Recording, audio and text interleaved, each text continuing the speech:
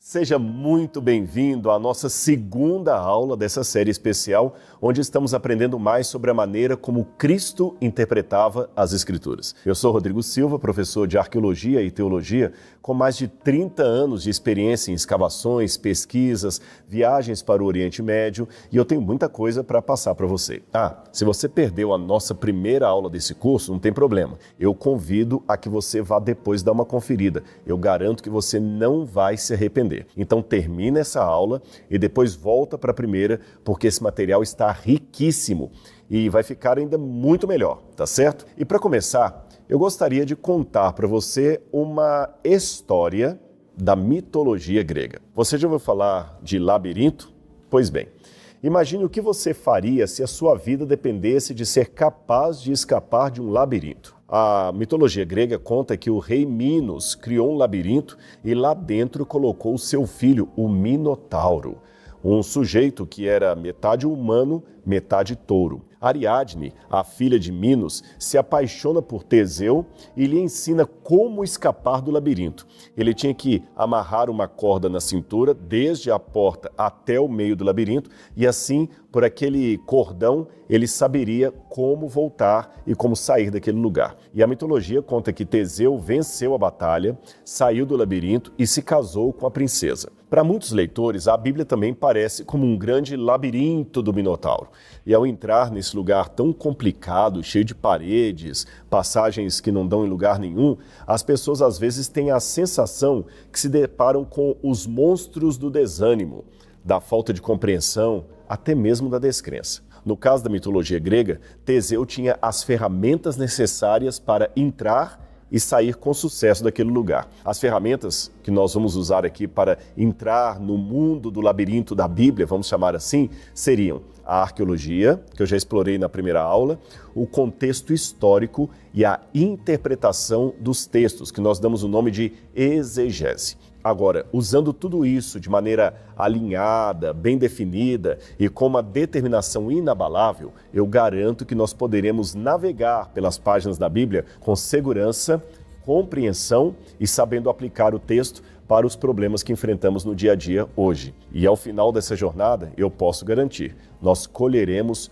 boas recompensas que, aliás, já estão prometidas na palavra de Deus. Você sabia que Jesus tinha essa mesma visão de buscar, de cavar fundo nas Escrituras? Por isso que Jesus também tinha uma compreensão mais ampla da Sagrada Escritura. Ele conhecia a história e a cultura do seu povo e por isso Jesus conseguia ler, interpretar e aplicar corretamente os escritos sagrados à vida dos seus próprios ouvintes. É sobre isso que eu vou conversar com você hoje.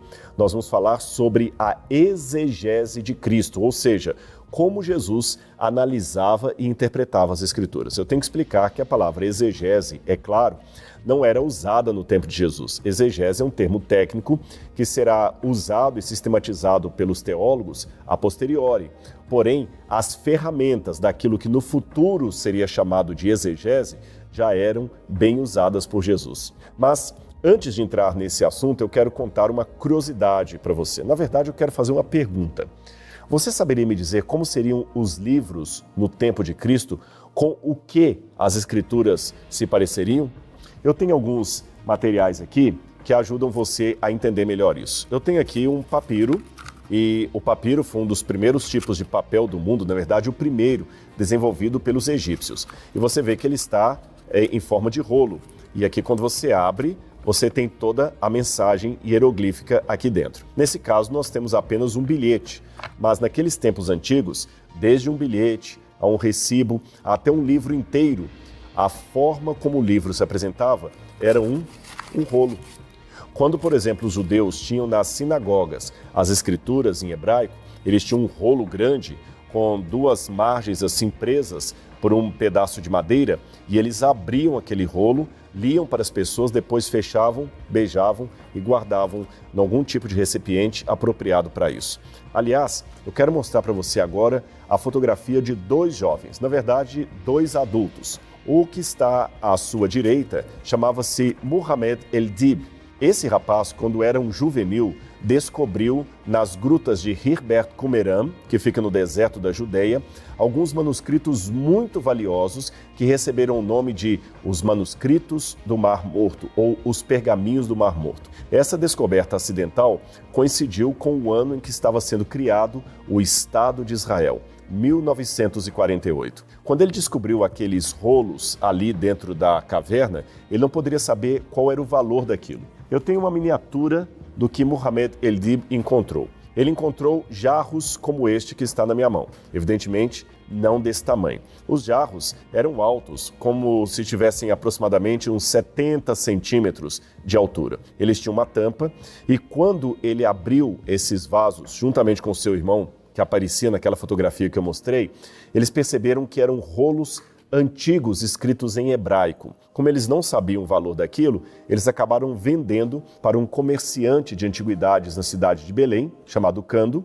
e também um sapateiro que pegou pedaços daquele pergaminho e usava para consertar sandálias. Imagine só. Porém, aquele achado arqueológico seria uma das principais contribuições da arqueologia para o estudo da Bíblia. Sabe por quê? Ali naquela coleção de textos do Mar Morto estavam cópias da Bíblia datadas de até 250 anos antes de Cristo. E eu tenho aqui uma réplica de uma dessas cópias dos manuscritos do Mar Morto. Olha aqui para você ver. Está bem aqui na minha mão. Esta cópia é exatamente como uma daquelas que foram encontradas nas grutas ali do Mar Morto. Ela está hoje, a original, no Museu de Israel e nós temos uma cópia aqui autorizada pelo Departamento de Antiguidades de Israel. O que nos chama atenção são algumas curiosidades. Por exemplo, quando eles copiam o nome de Deus, que aparece justamente aqui, o nome de Deus está com letra diferente e tinta diferente. Isso demonstra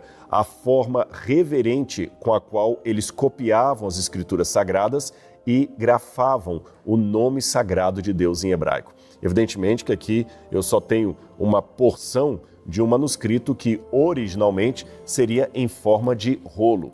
Agora, olha que curioso. Se os manuscritos eram em forma de rolo, como é que eles adquiriram esse formato de caderno que nós temos até hoje? Você sabia que foi por causa dos cristãos? Eu vou mostrar para você aqui uma cópia que nós temos no nosso museu de um manuscrito bíblico da época do IV século, período bizantino. Aqui você tem uma cópia em grego das escrituras. Eu vou mostrar aqui, numa das câmeras, você pode ver. E os cristãos primitivos tomaram a iniciativa de transformar o livro que era em forma de rolo para a forma de caderno ou códex ou códice, como eles chamam, códex ou códice, é o mesmo nome, caderno em português. Por quê? Imagine que os cristãos queriam levar a mensagem de Cristo e das Escrituras para todo o mundo. Sendo assim, ficava inviável cavalgar ou viajar para lugares distantes levando rolos debaixo do braço. Ainda mais a dificuldade que você tinha de encontrar uma passagem bíblica num rolo. Imagine um cristão querendo mostrar para outros as profecias que indicavam o nascimento de Cristo. Então tinha que rolar o manuscrito para cá, rolar o manuscrito para lá. Isso era muito complicado. Então alguém teve a ideia de pegar aquele rolo, cortar em páginas, costurar essas páginas, colocar numa capa de couro e assim ele poderia ter aquilo que nós chamamos hoje de caderno. Ele enrolava desse jeito e ficava muito mais fácil de colocar ali junto ao seu animal e cavalgar para lugares longínquos, levando a Escritura Sagrada. Ou seja, se hoje os livros que nós usamos são nesse formato, isto é, antes do advento dos e-books, nós devemos essa invenção aos cristãos primitivos, que, por sua tarefa de levar a mensagem da Bíblia para o mundo, acabaram facilitando o formato dos livros que foi seguido ainda por muitos e muitos séculos, desde o início do cristianismo. Agora que você já sabe essa curiosidade, eu quero mostrar para você a importância disso para a nossa cultura. Eu quero mostrar agora aí na sua tela uma pesquisa que foi feita em 26 países pelo Instituto Ipsos. Esse instituto realizou essa pesquisa com diferentes cidadãos de diferentes países. No caso específico do Brasil, eles descobriram que 89% da população brasileira diziam acreditar em Deus ou em uma força superior divina.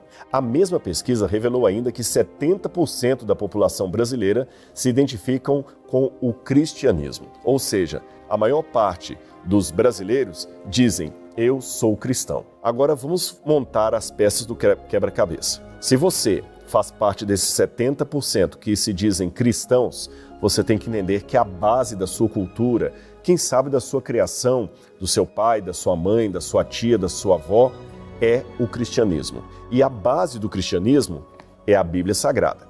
Aí nós temos um desafio. Sabe por quê? E se esse livro for falso?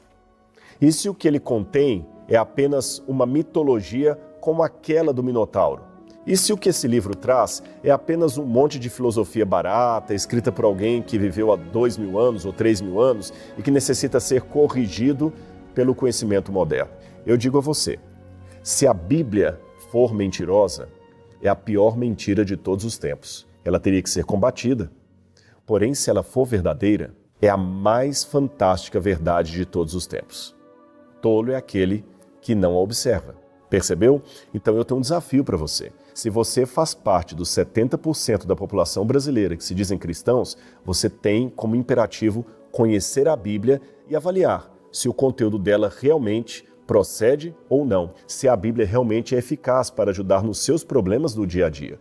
Caso contrário, você poderá ser uma pessoa que acredita por acreditar e será facilmente presa de algum engano.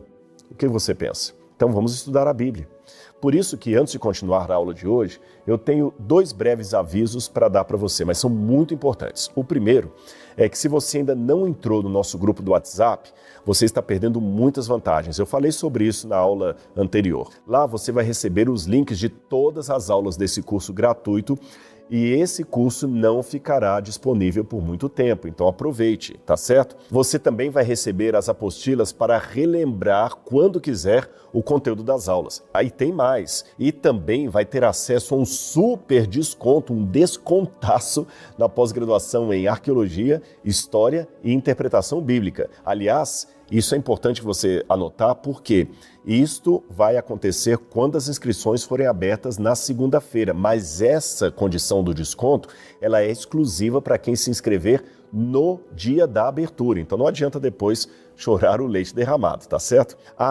E tem uma coisa importante. Aqueles que garantirem uma vaga na pós-graduação também ganharão, sabe o quê? Uma visita guiada aqui para o Museu de Arqueologia Bíblica. Olha, nós temos quase 3.000 peças arqueológicas aqui, a maior parte delas originais, e eu vou mostrar para você qual o significado delas em relação à Bíblia Sagrada, pessoalmente, aqui comigo, ao vivo e a cores. Então entre agora mesmo no grupo de WhatsApp, o link está aqui abaixo do vídeo, você não vai perder nenhuma informação importante. Mas eu falei de 2 recados, lembra? O segundo recado é que você pode ganhar não apenas um desconto, mas uma bolsa de estudos integral para cursar de graça a nossa pós. Na aula de hoje, vai ganhar essa bolsa integral quem deixar aqui um comentário muito legal com a hashtag texto e contexto, explicando o que você aprendeu sobre a forma correta de interpretar as Escrituras. Eu vou dar um exemplo, eu vou facilitar para você que eu estou bem bonzinho. Um exemplo de comentário, vamos pensar aqui. Primeiro a hashtag, texto e contexto. Aí você pode escrever algo assim: para interpretar as Escrituras com clareza, preciso compreender todo o contexto em que elas foram escritas, ganhando uma visão mais ampla do seu significado. Ponto. Enviou? Já está ali. A gente vai olhar com a nossa equipe, nós vamos ver qual o melhor comentário. Não esqueça da hashtag, isso é muito importante, tá certo? E assim, simples, fazendo algo tão corriqueiro, deixar um comentário embaixo do vídeo, você já estará concorrendo a uma bolsa de estudos. Pode ser sua, você vai fazer essa pós-graduação de graça. O comentário escolhido vai ser comunicado por e-mail para o autor e aí é simples, é só curtir toda a informação, tá certo? E você vai ganhar então, quem sabe pode ser você, uma bolsa integral. E nós vamos anunciar também nesse sábado quem ganhou a bolsa de estudos integral. Não posso esquecer desse anúncio público.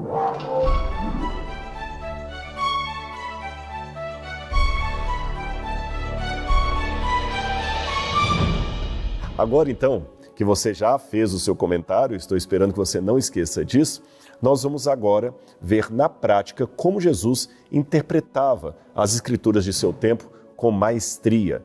Então vamos descobrir como saber o que Jesus ensinava. Ok, agora eu vou guardar então os meus apetrechos arqueológicos aqui, tá bom? Vamos descobrir como Jesus lia e interpretava esse livro tão maravilhoso. A primeira coisa que eu descubro ao ver a maneira como Jesus se portou diante das Escrituras é que ele claramente considerava a Escritura como sendo divinamente inspirada. Ele entendia que a palavra de Deus havia sido transmitida através da instrumentalidade humana.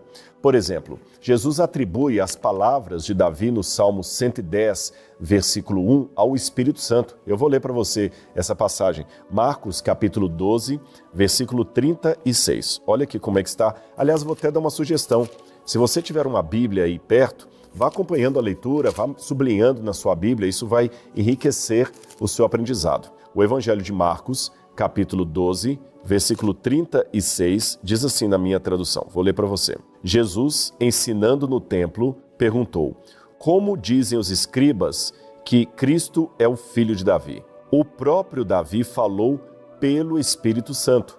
E aí ele cita o texto de Davi: disse o Senhor ao meu Senhor, sente-se à minha direita até que eu ponha os seus inimigos debaixo dos seus pés. Jesus aqui está citando o Salmo 110, escrito por Davi.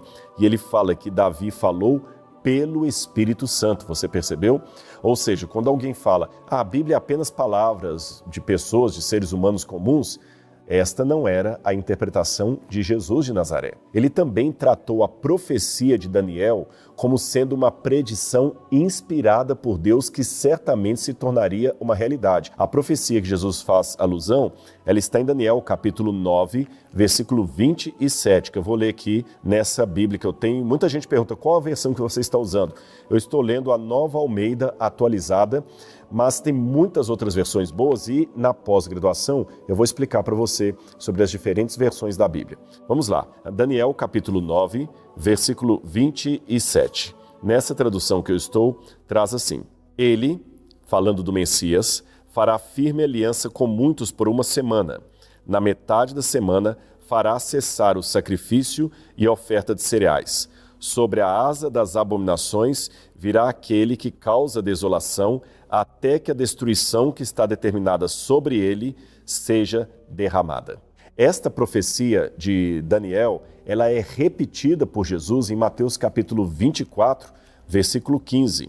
Quando, pois, vocês virem situado no lugar santo o abominável da desolação de que falou o profeta Daniel, quem lê entenda, então os que estiverem na Judeia fujam para os montes. Olha que interessante, aqui no Museu de Arqueologia Bíblica do NASP, que muitos de vocês poderão visitar pessoalmente comigo, nós temos artefatos arqueológicos que contam o cumprimento dessa profecia quando no ano 70 Jerusalém foi destruída pelos exércitos romanos. Agora olha que interessante, Jesus, por volta do ano 30, falou dessa destruição futura de Jerusalém, mas ele lançou mão da profecia de Daniel. Em outras palavras, Jesus entendia que as profecias bíblicas também tinham sido inspiradas por Deus. E aqui é bom fazer uma diferença. Profecia bíblica não é como música de amor, que quando você está na fossa, qualquer uma conta a sua história.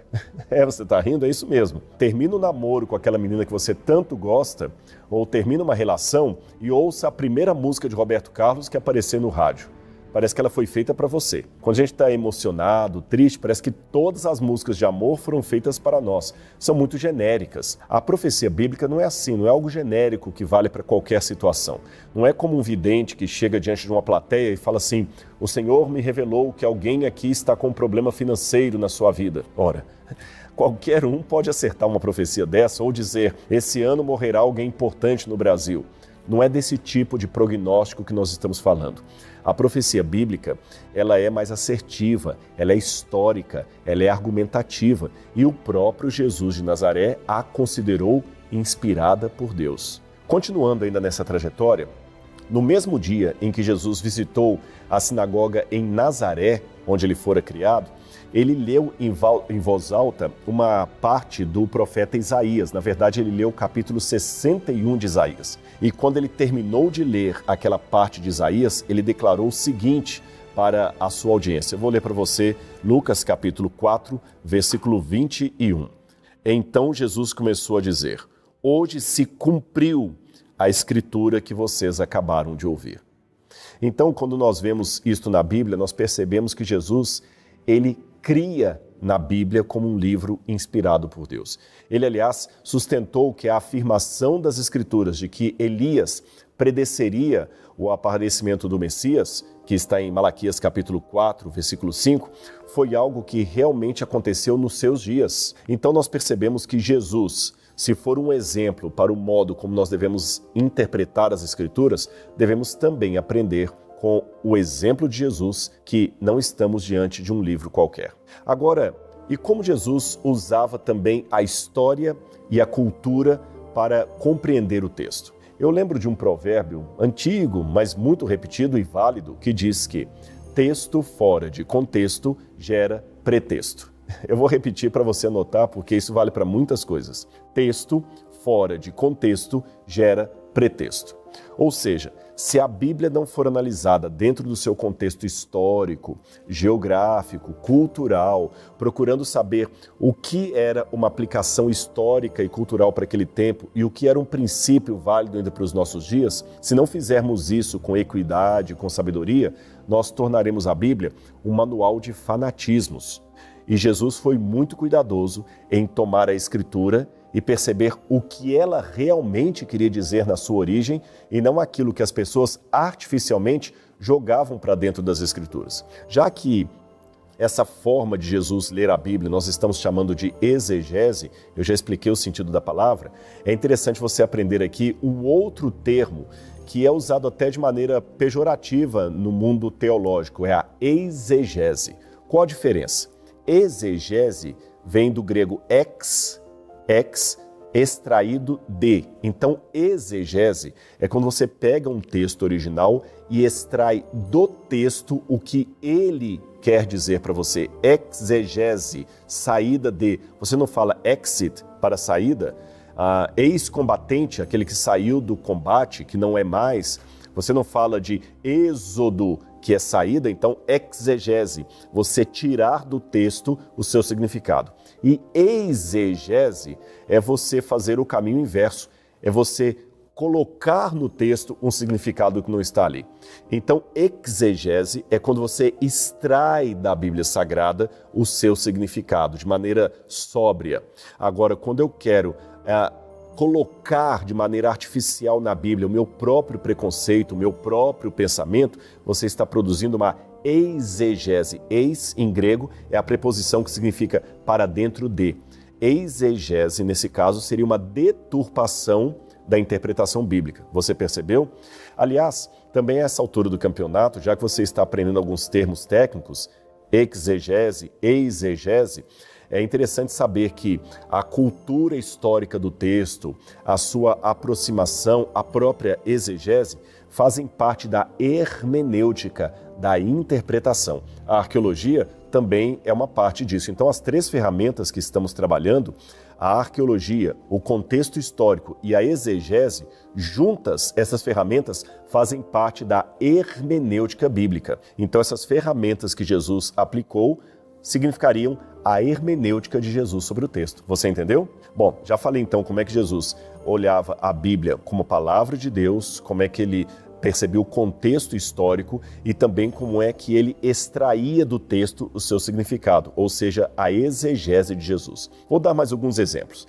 Perceba a citação que Jesus faz de Gênesis capítulo 2, versículo 24, acerca do divórcio. Olha como é que ele fala bem claro na Bíblia. Eu vou ler Mateus capítulo 19, onde tem a palavra de Jesus e a citação que ele faz do Gênesis. Eu vou ler os versos 4 e 5. Olhem como Jesus aplica o Gênesis desde a sua origem, não permitindo que nenhuma deturpação posterior seja inserida no texto, exegese. Ele disse assim, a discussão aqui era sobre o divórcio. Jesus falou assim, vocês não leram que o Criador, desde o princípio, os fez homem e mulher, e que disse, por isso o homem deixará o seu pai e sua mãe e se unirá à sua mulher, tornando-se uma só carne, de modo que já não são mais dois, porém uma só carne. Portanto, que ninguém separe o que Deus ajuntou. Perceberam? Jesus, quando foi aplicar de maneira ética a toda a discussão acerca de casamento, divórcio, acerca de repúdio da mulher, Jesus pegou a passagem do Gênesis e lembrou como ela deveria ser aplicada desde a sua origem. Jesus fez uma exegese do texto. Ele procurou mostrar que o mandamento bíblico tinha um significado dentro do seu contexto original, ou seja, Jesus valorizava a Bíblia como um todo, não apenas como palavras soltas aqui e acolá. Jesus também fazia uma comparação lúcida de um texto com outro texto. Ele não baseava o seu ensinamento apenas em versos isolados da Bíblia. Pelo contrário, quando, por exemplo, Jesus desafiou os fariseus, que eram inimigos dele, a esclarecer a identidade que eles tinham do Messias, ele concentrou o seu argumento no uso original que Davi fez do termo Senhor, no Salmo 110, versículo 1. E ele fala, olha, se Davi o chama de Senhor, como é que ele pode ser o seu filho? Mateus capítulo 22, verso 45. É porque os judeus entendiam que o Messias deveria ser descendente de Davi. Só que para ser descendente de Davi, ele teria que nascer depois de Davi. Mas Davi refere-se ao Messias como seu Senhor, um título que você só poderia dar para alguém que estava superior a você e fosse seu antecessor. Então Jesus fala, vocês perceberam? O Messias pode ser o descendente de Davi, como de fato ele o é, mas de alguma maneira ele tem que existir antes de Davi. Dessa forma ele já estava explicando como o Messias tinha que ser humano e ao mesmo tempo divino. Ainda numa outra ocasião, Jesus estava prestes a ser apedrejado por alguns judeus irados que estavam muito irritados com a identificação que Jesus fez de si mesmo com o Filho de Deus, ou seja, eles não aceitavam Jesus apresentar a sua divindade. Sendo assim, a sua defesa foi baseada em uma única palavra no Salmo 82, verso 6, que deveria ser lida como no original hebraico, Elohim. Você pode ler isso depois na sua Bíblia aí, em João capítulo 10, versículos 34 e 35. Tem mais uma passagem que é muito importante. A alusão que Jesus faz do tio e do Jota, que jamais passaria da lei. Eu vou ler para vocês essa parte, está em Mateus capítulo 5, versículo 17. Diz assim, não pensem que vim revogar a lei e os profetas. Não vim para revogar, mas para cumprir. Porque em verdade lhes digo que até que o céu e a terra passem, nenhum nenhum tio jamais passará da lei até que tudo se cumpra. Você percebe que Jesus constituiu aqui uma outra declaração tácita de sua preocupação com o contexto original das Escrituras e com a relevância delas para o tempo em que viviam. Ou seja, a Bíblia não é um livro que fica superado, desatualizado, desacreditado. Ela se renova a cada manhã, a cada época. Eu poderia dar muitos outros exemplos, mas você está percebendo por essas ilustrações que eu fiz, citando palavras de Jesus, como ele abordava a Bíblia com reverência, com respeito, com sabedoria. Ele não tratava as Escrituras como um livro qualquer. Você percebeu também como a exegese foi importante na hora de Jesus interpretar um texto sagrado? Até mesmo a arqueologia.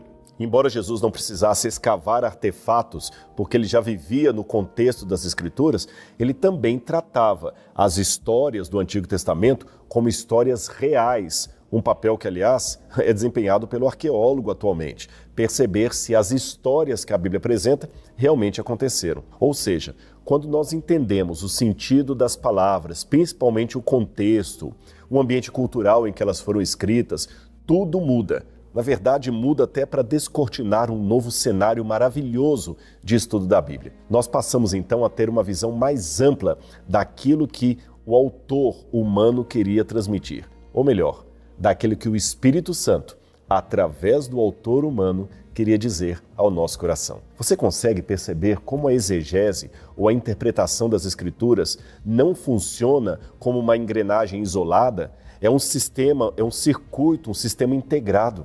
Assim, quando nós lançamos mão da arqueologia, da cultura, da interpretação, tudo vai funcionando muito bem, como se fosse uma engrenagem. E tudo começa a ganhar sentido. Todas essas ferramentas que eu apresentei para você, trabalhadas juntas, podem lançar luz sobre o texto bíblico sem torná-lo chato, enfadonho e complicado. É por isso que nessa pós-graduação eu vou enfatizar tanto essas 3 áreas do conhecimento. Vamos repetir? A arqueologia, a interpretação histórica e cultural e a exegese. Esses 3 pilares são aqueles que fundamentarão todo o nosso ensino, toda a nossa abordagem da Bíblia. De maneira simples, não é uma lista enorme de coisas para fazer. São apenas 3 ferramentas e com elas você vai descortinar os mistérios mais profundos da Bíblia Sagrada. Só para você ter uma ideia, eu já quero dar um gostinho do que você vai encontrar nessa pós-graduação que nós vamos abrir. Muita gente está perguntando quando é que serão as inscrições? Na próxima segunda-feira. Segura um pouquinho aí, segunda-feira nós vamos abrir as inscrições. Mas eu vou dar um spoiler, uma pincelada do que nós vamos explorar nessa pós-graduação. Nós vamos explorar achados arqueológicos, tanto os que estão aqui no museu, como outros que ajudam a iluminar o contexto histórico tanto do Antigo como do Novo Testamento. E eu vou estar com você em cada trajetória. Nós vamos juntos explorar e aprofundar a história de Israel, a trajetória do povo de Deus conforme narrada nas Escrituras, conforme percebida pelo contexto que está fora daquilo que a Bíblia narrou. Você vai aprender, por exemplo, a história dos profetas, tanto dentro do texto bíblico, como em parte do que estava acontecendo fora. Por exemplo, como era a vida em Roma quando Paulo andava pelo mundo pregando as Escrituras? Qual era a ética dos gregos enquanto Jerusalém estava ali sendo refundada? E assim por diante. Além disso, nós vamos esmiuçar cada um dos livros da Bíblia com calma, cada passagem. Vai ser um mergulho profundo como você nunca viu.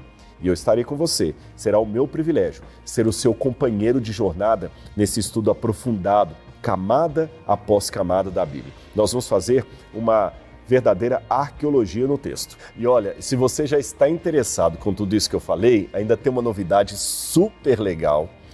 Eu falei dela na primeira aula, nem todo mundo estava assistindo, não sei se eu falo de novo, que é legal demais. Sandrine, pode falar? Pode falar. Olha, deixa eu, viu, gente? Sandrine é a nossa voz da consciência aqui, então vou falar de novo, mas conta para todo mundo. É o seguinte, o aluno ou a aluna que entrar na pós-graduação e se destacar colaborando no nosso grupo do Telegram, vai ganhar, uma viagem a Israel comigo com tudo pago. Hotel, comida, eu vou estar mostrando para você em loco. Agora só por essa aí você já vai correr, mas calma, que as inscrições serão só segunda-feira. Mas você deve participar também do nosso grupo lá no Telegram, dando a sua participação, sua contribuição, e a equipe, quem sabe, vai ser você a pessoa que vai ter a oportunidade de pegar voo, preparar o passaporte e irmos lá para a Terra Santa para você conhecer tudo em loco. Assim que as coisas se acalmarem por lá, é lógico. Mas fique tranquilo, nós vamos para Israel, vamos juntos. É muito legal, não é? Mas bem, chega de papo e agora vamos falar sobre um outro aspecto importante aqui da forma como Jesus interpretava os textos sagrados. Chegou a hora de eu mostrar para você agora como Jesus aplicava as Escrituras às situações presentes. Eu quero acompanhar com você um episódio da vida de Cristo. Eu poderia dar vários aqui. Eu escolhi o momento em que Jesus tem a sua provação no deserto da Judéia. A Bíblia fala que Jesus foi batizado por João Batista. Quando Jesus foi batizado, ele saiu das águas o Espírito Santo apareceu em forma de pomba e logo em seguida ele foi para o deserto para ser tentado pelo diabo. É isso mesmo, tentado pelo diabo. Aquele ou aquela que for comigo para Israel, eu vou mostrar em loco onde foi isso. Você vai conhecer o provável local onde Jesus foi batizado, lá no Qasr al-Yaud, que fica na fronteira de Israel com a Jordânia. E quando você sai da água do Rio Jordão, você dá de cara para o deserto da Judéia. Então você vê assim em loco, não é com PowerPoint, é apenas com a Bíblia e o dedo mostrando. E você sente como se estivesse ali naquele episódio. A minha vontade, para ser honesto, é levar todos vocês. Mas já que eu não posso, pelo menos alguém vai comigo. Quem sabe será você que está me assistindo nesse momento. Vamos lá. Mateus capítulo 4 fala desse momento em que Jesus sai da água e vai para o deserto. Diz assim, a partir do verso 1. A seguir, Jesus foi levado pelo Espírito ao deserto para ser tentado pelo diabo. E depois de jejuar 40 dias e 40 noites, teve fome. Por que Jesus foi para o deserto? Olha, vamos agora colocar tudo o que eu falei das ferramentas para entender melhor esse texto. Lembra? Nós falamos aqui da arqueologia, falamos da história e da cultura e da exegese. Vamos usar as ferramentas juntamente com Jesus para entender o texto de Jesus e a própria aplicação que Jesus faz da Bíblia à sua situação presente. Vamos lá. Por que deserto? Na nossa cultura aqui no Brasil, embora nós tenhamos o Nordeste do Brasil, que tem muitas áreas desérticas, apesar disso, o deserto não faz tanto parte da nossa cultura como faz do Oriente Médio. Eu sei, muitas pessoas do sertão nordestino têm ali a região desértica. Você lembra a famosa música Asa Branca? Quando eu vejo a asa branca, né, bateu asas do sertão, por falta d'água perdi meu gado. É lógico que o sertanejo, aquele que conhece ali o interior de alguns estados do Nordeste, sabe o que é a seca.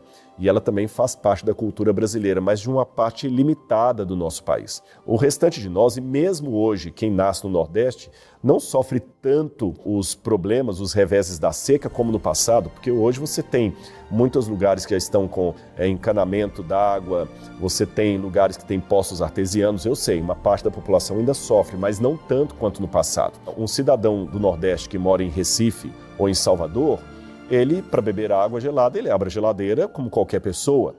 Mas no Oriente Médio, não. No Oriente Médio, a maior parte é deserto. Só para você ter uma noção, Israel é menor do que o estado de Sergipe. Menor do que Sergipe. E 63% do território de Israel são desertos. Tem uma parte que é chamada o deserto do Negev, a outra parte do deserto do Arava, a outro deserto da Judeia, onde Jesus esteve. E muitos são descendentes de beduínos que ficavam em caravanas. O próprio Abraão, mencionado na Bíblia, ele vivia pelos desertos. Então o deserto acabou figurando na cultura daquele povo um ambiente de provação, de preparo. Midbar é a palavra para deserto em hebraico. E essa palavra ela tem um contexto de lugar onde você tem um encontro com a palavra de Deus. Por isso que na Bíblia Sagrada, sempre que alguém estava se preparando para uma grande missão, ele ia para o deserto para ficar a sós com Deus. Aliás, uma notinha de rodapé, nesse mundo caótico que vivemos, de tanta buzina, tanto motoboy, tanta poluição, nós precisamos também um pouco dos nossos desertos. Um momento em que você se isola de tudo e de todos, apenas por um período curto de tempo, para ter uma reflexão própria com Deus, consigo mesmo, para ouvir a voz do seu coração, aquela voz que você já não ouve há muito tempo, para tentar conversar com o seu inconsciente, descobrir por que você faz algumas coisas ou deixa de fazer outras. Às vezes nós também precisamos um pouco da solidão, um pouco da reflexão, um pouco da meditação. Repito, especialmente nesse mundo caótico, que não nos permite parar para pensar. Sabe, é curioso que quando eu era criança, as crianças tinham medo do escuro. Hoje você percebe que os jovens têm medo do silêncio, tem que estar o tempo todo com o fone de ouvido, ligado em alguma música, ligado em alguma rede social, porque o silêncio é assustador. Mas como ele é importante. Então, voltando ao contexto da Bíblia, as pessoas não tinham redes sociais, não tinham motoboy, não tinha nada, não tinha trânsito louco, nem hora do rush. Então, eles aproveitavam o deserto e, como diz lá em Minas, faziam do leite um queijo, ou, como dizia na Bahia, do coco, uma cocada. Aquele lugar ermo era também a oportunidade para uma reflexão, para um encontro com Deus. Por isso que diversas vezes na Bíblia você vai ver homens e mulheres se preparando no deserto. Exemplos: Abraão passou pelo deserto, Jacó passou pelo deserto, Moisés, antes de libertar o povo do Egito, passou pelo deserto. O povo de Israel, antes de entrar na Terra Prometida, passou 40 dias no deserto. Elias, o profeta, passou um tempo no deserto. O apóstolo Paulo, quando se converteu a Jesus, passou um tempo no deserto. E o próprio Jesus de Nazaré, antes de começar a sua missão pública, ele também passou 40 dias no deserto. E ali o diabo aparece para tentá-lo. E o diabo pergunta: se você é o filho do homem, na verdade pergunta não, o diabo dá-lhe uma ordem. Se você é o filho de Deus, mande que essas pedras se transformem em pães. Porque Jesus disse, está escrito, nem só de pão viverá o homem, mas de toda palavra que procede da boca de Deus. Olha o que acontece. Imagine Jesus 40 dias no deserto. Havia vários tipos de jejuns. Havia jejum em que a pessoa apenas não comia iguarias, não comia nada agradável, mas comia outros tipos de alimentos. Havia o jejum em que ele não comia nada, só bebia água. Jesus provavelmente estava nesse tipo de jejum. Depois de 40 dias jejuando no deserto, Jesus deveria estar feio, cadavérico, fétido. E antes que você pense, você está maculando a imagem divina do Filho de Deus. Não. Jesus, quando se encarnou e se tornou um de nós, Jesus se tornou ser humano pleno, menos no pecado. Jesus, quando um bebezinho, assim que nasceu do ventre de Maria, Jesus também sentiu cólica, Jesus também sentiu fome, frio, Jesus cresceu, Jesus aprendeu. E Jesus no deserto também se sujou. Eu tive a oportunidade de ficar 15 dias vivendo no deserto de Baiuda, no Sudão, com beduínos. 15 dias sem banho. Depois de 15 dias, na época o Sudão ainda não estava dividido, quando eu voltei para a capital Khartoum, eu fiquei mais de 20 minutos tomando banho e não parava de sair água preta do meu cabelo. E mesmo depois que eu tomei banho e passei shampoo, ainda eu colocava a mão assim e sentia ainda aquele pouquinho de areia. A roupa que eu usei não deu mais para levar para a máquina. Isso por 15 dias. Imagina Jesus 40 dias no deserto e sem comer. O diabo, quando apareceu perto dele, Jesus deveria estar feio, cadavérico. Então o diabo tentou colocar dúvidas nele. Se você é o Filho de Deus, pega essas pedras aqui e transforma em pães, para que eu saiba que você é realmente o Filho de Deus. Ele tentou colocar dúvidas em Jesus. Então olha o que Jesus faz. Jesus cita a Bíblia para ele.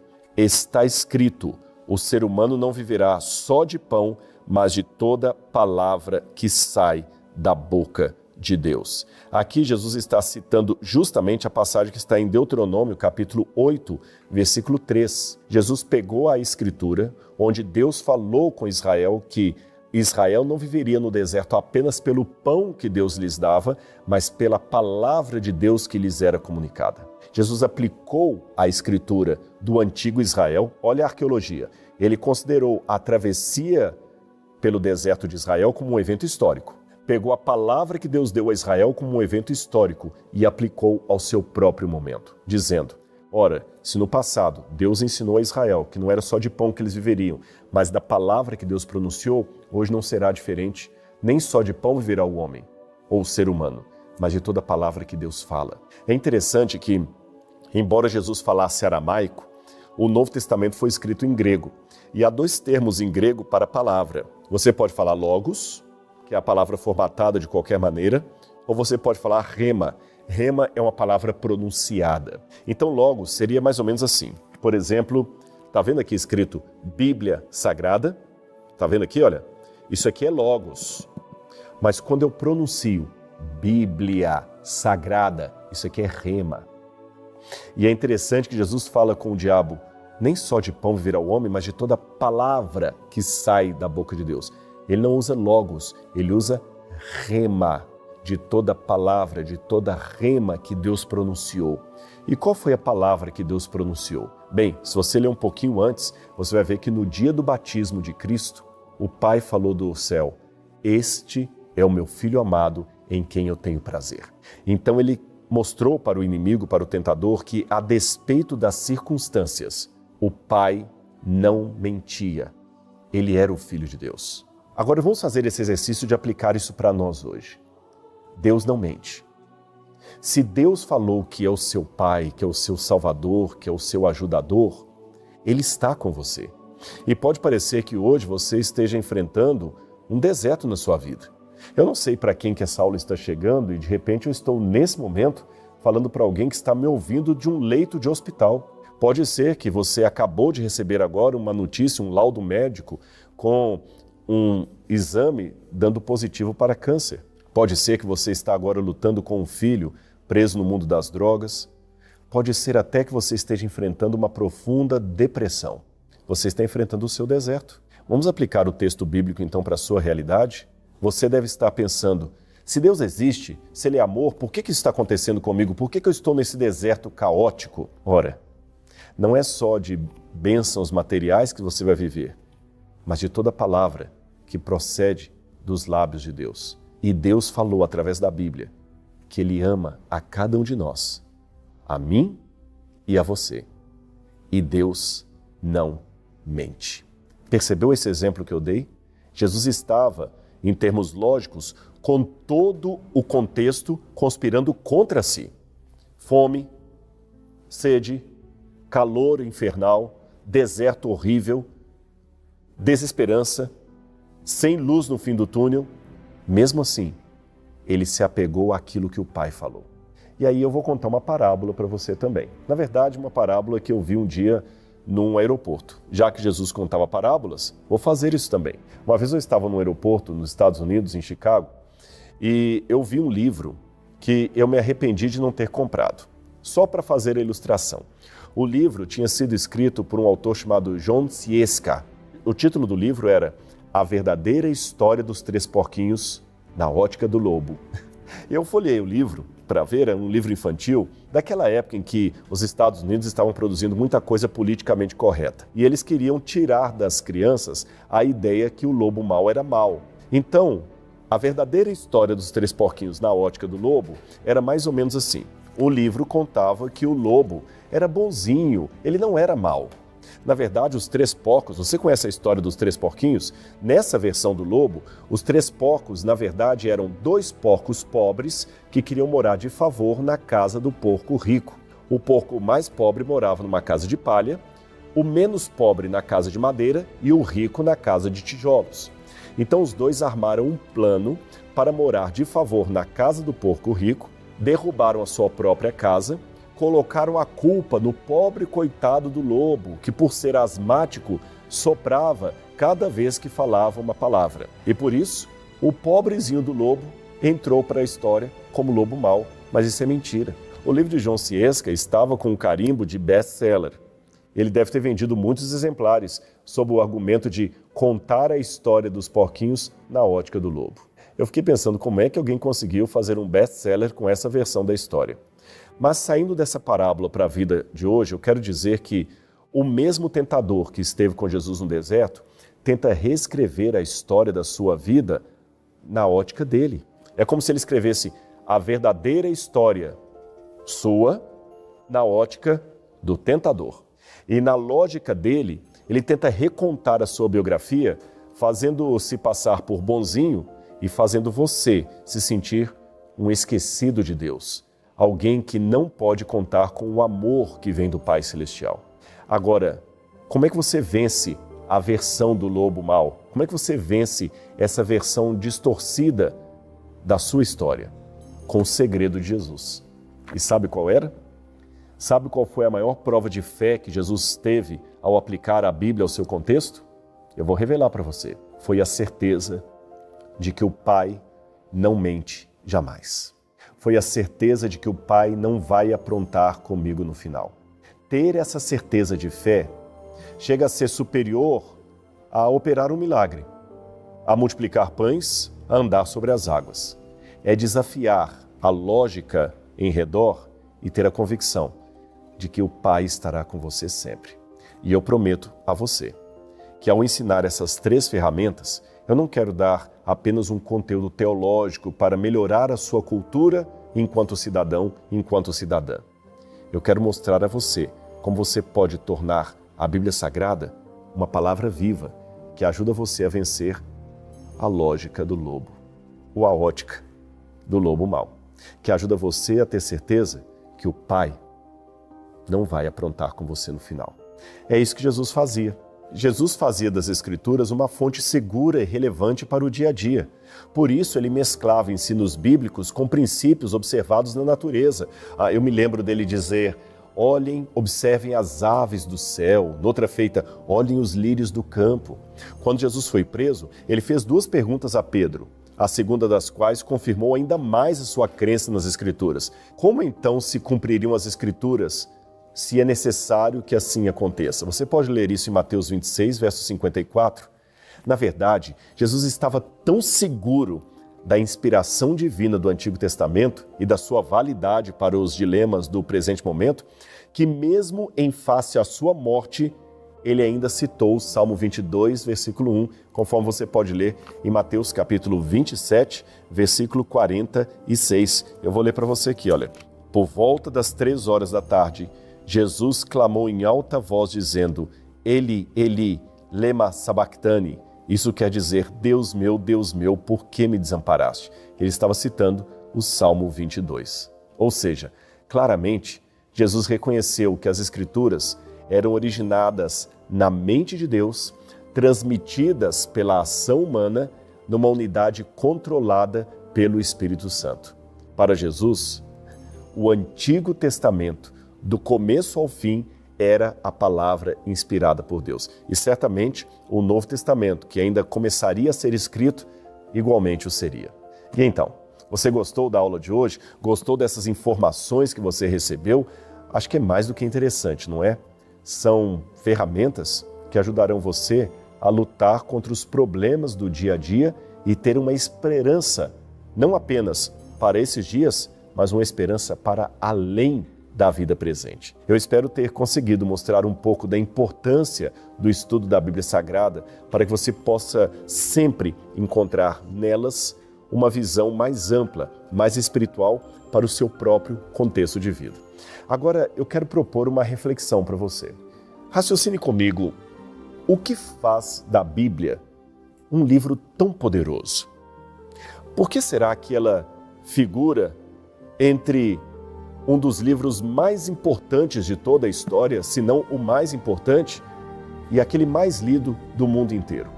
Para mim, o motivo não está nas suas páginas ou na história dos seus personagens.